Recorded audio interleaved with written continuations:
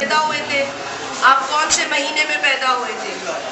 आप जाके घर पे अम्मी से पूछना या अब्बू से पूछना, ठीक है? पहले क्या पढ़ा आपने साइंस में? पौधों के बारे में क्या क्या अंदार होते हैं? अच्छा,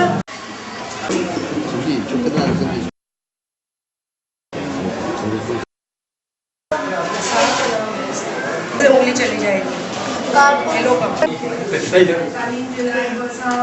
3 साल वो औरत यहाँ आना गवारा नहीं करती। मेरे राम नवाज अली के बच्चे यतीम हैं और सिफारिशें कराती है एजुकेशन डिपार्टमेंट में। जो बैठे हैं वो दुश्मन है एजुकेशन के, और जिसने इसको बहाल किया है वो एजुकेशन का दुश्मन है। भले एजुकेशन सेक्रेटरी साहब नोटिस ले, बड़ी बातें नहीं करें, हमें करके दे ऑन ग्राउंड। हमें इस औरत से या काम लेना है या इसको फारिग करना।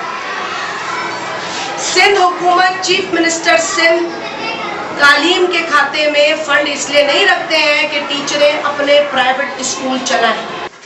शहबाज शरीफ जेको एतिरो कॉलेज पक्को आहे त या तो पंहिंजो वाइदो मटाए या तो पाकिस्तान के बिजली पे, या तो पंहिंजो नालो मटाए या तो सिंध मां लोड